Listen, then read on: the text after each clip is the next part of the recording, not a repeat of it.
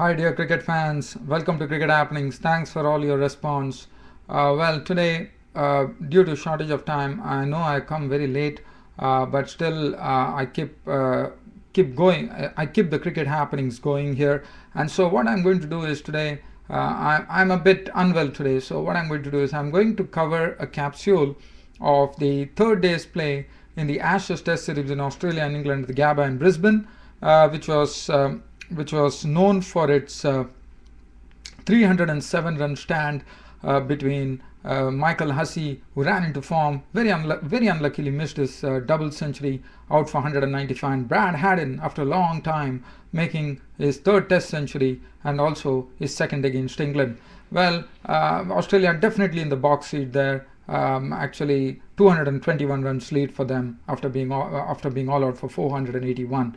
The other thing that I'm going to do is I'm going to preview the one-day international series, which is going to start between India and New Zealand, and it's going to be starting that is on Sunday. So first let's go to the Ashes Test series between England and Australia, and that was the day 3. As you know, Australia were just 40 runs away. They had 220 on the board, and Michael Hussey and Haddin started. James Anderson in the morning was absolutely on the money. He was moving the ball about. He was troubling. In fact, he was troubling Haddin a lot actually.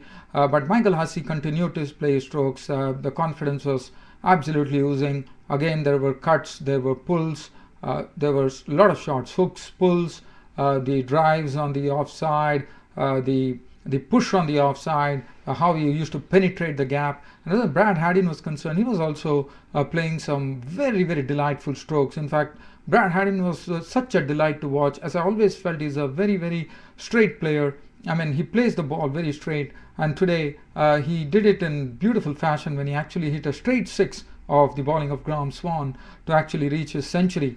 And this 307 run stand, which Hussey and Brad Haddin actually added for the it was the sixth wicket, was a record in itself, because at the Gabba that was the best partnership ever, 307 runs. So that is another record. And they went on. I mean, there was not an impression at all. Stuart Broad couldn't make any impression. Graham Swan also failed to make an impression, because what one saw here was Michael Hussey and Brad Haddin were using their feet very well to negotiate the spin of Graham Swan. And Graham Swan's figures was left 43 overs, 5 minutes, 2 for 128. But let me tell you, what was very, very pleasing was Hussey getting into form, and Hussey getting on to make a very big one. Very unluckily, he missed his double century there when he actually top-edged the ball from Stephen Finn, who was the best bowler today, who had figures of 6 for 125 of 33.4 overs with 1 maiden. So he was the best of the lot, and he was getting extra bounce, even though, as I said, bouncy pitches in Australia. He's tall, he's getting that extra bounce, and he's making all the batsmen worry there. And that was the reward for his bowling there. 6 wickets for 125 runs. In fact, he took all the wickets, I suppose, yesterday. Let me look into it.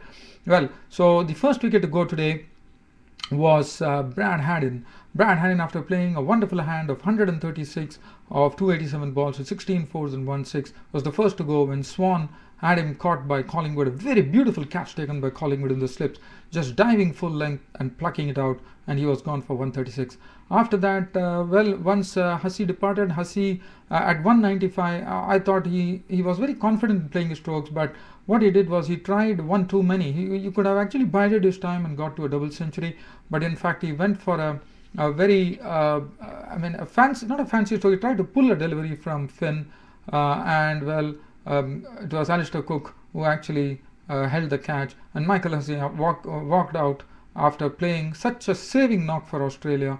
195, 330 balls, 26 fours and 1 6.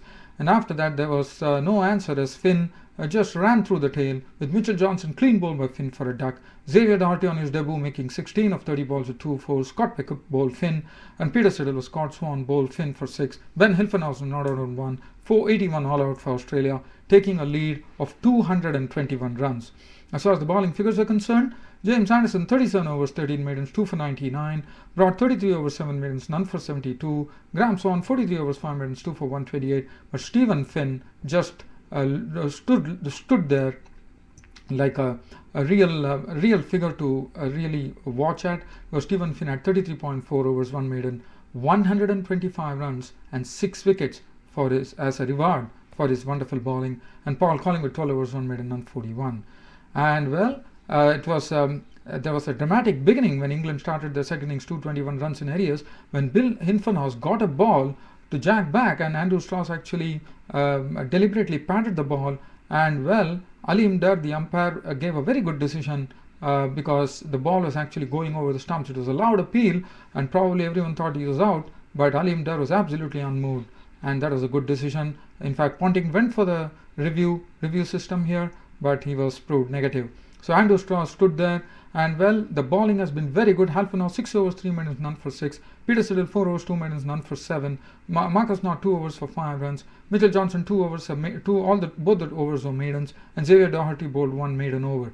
And well, England finished the day at 19 for no loss. Negotiating, they were really struggling there, I would say. Some very good bowling. In 15 overs, they had made 19 runs, with Andrew Strauss not out on 11, playing it out for the day with 2 fours, and Alistair Cook was not out on 6 with 1 boundary when stumps were drawn on the third day of the first test match between Australia and England at the Brisbane Cricket Ground at the Gabba. And well, here it looks like England have a very uphill task. First they have to get to 19 runs have been wiped out of 221, so they have another 202 runs to actually make. The ball will be new, even though 15 overs have been bowled, the ball will be new, and there will be a very good session in the morning where Strauss and Cook has to see them off and then probably play like what Hussey and Haddin did. If that is going to be the case, then probably England can really get themselves out of it. Otherwise, that is going to be a very uphill task for England.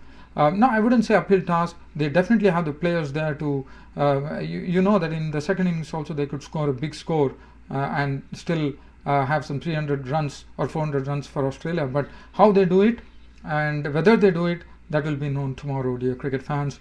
But the next thing that I'm going to do, as I don't have time, I'm just going to take you down to the preview there of the India versus New Zealand clash, the first one-day international of the 5-match series, which is going to be starting tomorrow at Guwahati, and the first match starts in Guwahati. And well, the team, well, it's going to be a very quick preview, dear cricket fans. Let's look at the New Zealand team. New Zealand have a new batsman like Jamie Howe, who did very well in the Champions League 2020. He is back, so and he was playing very well too. So we are looking forward to some, to a very good innings from Jamie Howe. Brendan McCullum would, the reason that Jamie Howe is there is because Jesse Ryder is injured. But well, Brendan McCullum and Jesse Ryder are one of the dangerous opening pairs according to me in one-day internationals. But luckily for India, Jamie Howe would be partnering Brendan McCullum. And Brendan McCullum, as you know, he's in some good form. Martin Guptill also is a very good one-day player, and it's very nice to watch Martin Guptill when he actually plays those strokes straight down the wicket. And Ross Taylor, what to say about Ross Taylor? But unfortunately, he has not been in any good form in the series. Probably the one-day internationals might be the right time to actually get back into good nick there, Ross Taylor. And Scott Styris, an experienced campaigner, and well, he can do batting, bowling, fielding, so he will be contributing. He's an utility person in the New Zealand cricket team and has lots of experience. And Kane Williamson also, as you know, he got a century under his belt in the test matches and is a good right arm off spinner. Daniel Vettori leads the side as usual with his plethora of tricks that he has up his sleeve when he starts bowling. And in one-day cricket, Daniel Vettori is very difficult to really get him off the square. And James Franklin, whether it is going to be James Franklin or Nathan McCullum, that is to be seen. Other than that, we have Kyle Mills, Tim Southee, and probably Daryl Tuffy or Andy McKay. Actually, I suppose it will be Daryl Tuffy. So Daryl Tuffy, Kyle Mills, and Tim Southee. Kyle Mills today classifies as an all-rounder. I've seen him hit some huge sixes against Bangladesh, and let me tell you, Kyle Mills, I really classify him as an all-rounder. Of late, he has really improved his batting. And Tim Southee and Daryl Tuffy. So the bowling still looks a bit weak for New Zealand, but as far as India is concerned, for India this is going to be a time where Gautam Gambhir, he will be leading the side. As you know, Mahendra Singh Dhoni is resting, and it is Gautam Gambhir who is going to lead. In fact, there are no top names there. There's no Virendra Sehwag, there's no Gautam Gambhir. So we are going to have some new faces here, but not new faces, some faces who have already played but probably getting a right opportunity now. With the World Cup coming, some players have been rested, and that is the right way to go. And well, Murli Vijay and Gautam Gambhir will be opening the innings. Gautam Gambhir will be captaining the side for the first time there. Murli Vijay is another very good one-day batsman. Virat Kohli has been in tremendous form, as you know, and Yuvraj Singh. Now, Yuvraj Singh would be the key, because Yuvraj Singh would be the more experienced person with Gautam Gambhir in the team.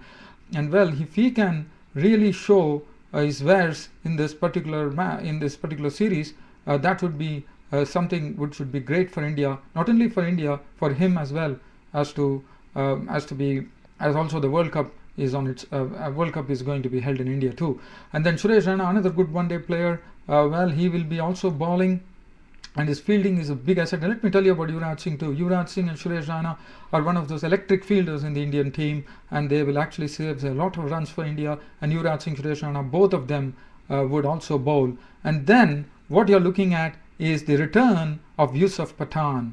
Now, Yusuf Pathan, you know what damage he can do to the bowling, and he is in some tremendous form in the domestic season.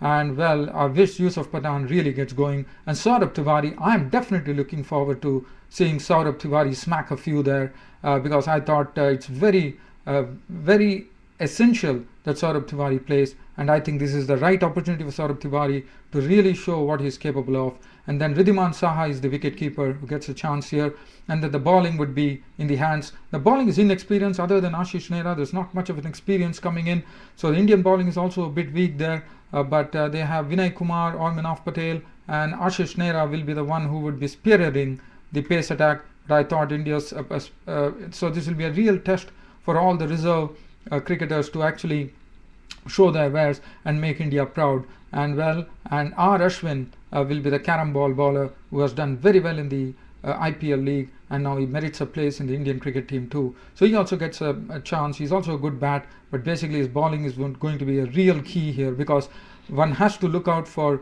people who could take wickets, and that would be R. Ashwin, and the other one would be Ashish Nehra. It will also be very good to see how Gautam Gambhir actually handles Ashwin, because Mahendra Singh Dhoni did a great job with Chennai Super Kings when he was handling Ashwin. So it all depends on Gautam Gambhir too. And whether what is going to be on the pitch, well, one has to wait and watch. It's going to be an 8:30 a.m. start as far as the first one-day international Guwahati is concerned. And dear cricket fans, we all look forward to a very good one-day series for sure. But what we are really looking at as the Indian reserves, how the Indian reserve strength is able to tackle the New Zealand bowling, and that is going to be really interesting. That is the most important factor that all the selectors would be really looking at.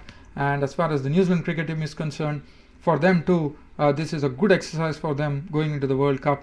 The reason being, the matches are going to be played on the subcontinent. So hope we all have a good game of cricket, dear cricket fans, and I'll be back with a cricket report tomorrow once again on the first one-day international between New Zealand and India. And I'm told the West Indies and Sri Lanka match has ended in a draw, with rain again playing spoil sport. So the series is tied at 0-0. Well, dear cricket fans, it was a pleasure bringing you the cricket happenings from the world of sport in cricket. I'll be back with you tomorrow, dear guys, but probably it would be a bit late, because I might be going somewhere, but I should be coming in, and definitely I'll be framing a report, probably a bit late, but definitely the report would be there. So keep an eye on your cricket happening show, dear cricket fans. Thanks for your company. This is Ram signing off. Thank you.